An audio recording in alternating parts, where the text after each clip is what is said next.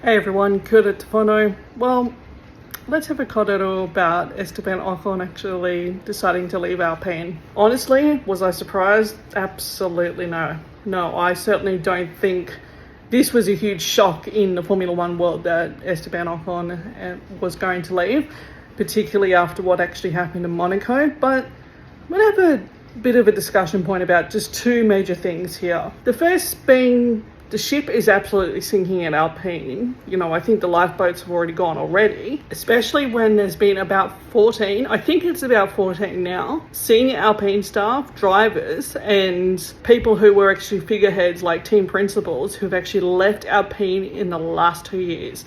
We're talking people like Otmar Safnauer, to Oscar Piastri, to Fernando Alonso, to now Esteban Ocon, even to people like Pat Fry, Dirk de Beer, and of course Alain Prost as well. So I won't be too surprised in the next couple of months if Pierre Gasly leaves as well. Honestly, there has been noises made by both drivers over the last few months that things are not all well at Alpine and there's a big issue happening, and they've struggled to actually earn points this year, but also they've actually really struggled performance-wise. The only time that they've really actually had any kind of one lap advantage was Imola. But the other thing I do want to actually discuss here is, again, double standards. Now, we've had double standards before in Formula One when it comes to things such as, knowing Formula One personalities go and make comments in particularly towards people of colour within the Formula One world and get condemned highly for what they do say.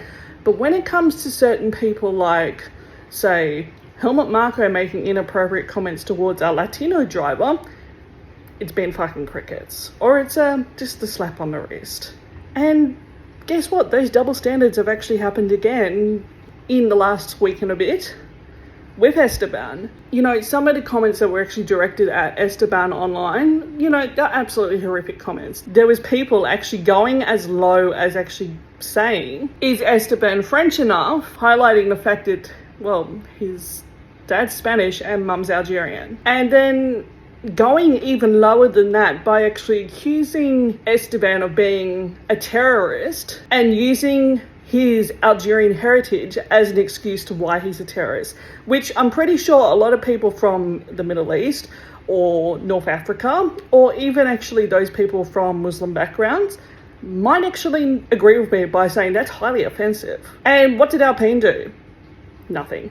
Fucking crickets. They did not even condemn the actions of these people. They did not call out these people and make them accountable. And they did not even support Esteban in any of this whatsoever, despite the fact that he was getting called some pretty horrific names, or actually having his nationality brought into question. To be quite honest, I think Esteban's doing the right thing by leaving. Okay, yes, it does put his F1 career at risk because now he no longer has a seat. However, him leaving Alpine, particularly after the fact that they have not supported him in any facet whatsoever, particularly after this online abuse that he copped, and there's been no announcement made by Alpine condemning this behaviour, it really just goes to speak volumes. There is a bigger problem within Formula One and the double standards that are actually happening yet again. Yesterday, I was even actually talking about this on a couple of groups and also a Discord channel about the whole hypocrisy that actually comes with Formula One trying to actually say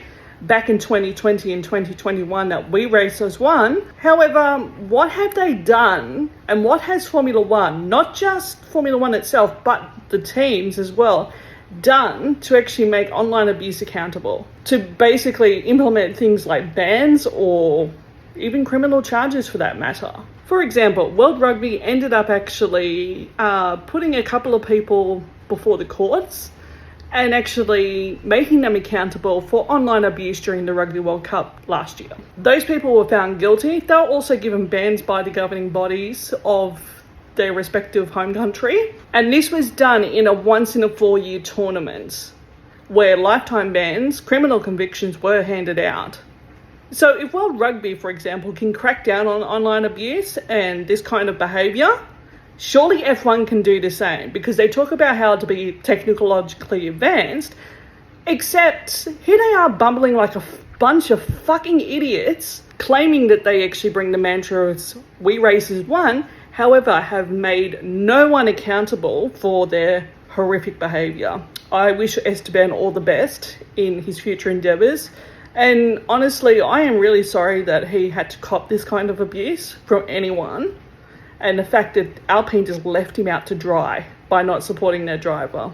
It's pretty disappointing from their own team that this is how they treat their drivers. All right, peace out, guys.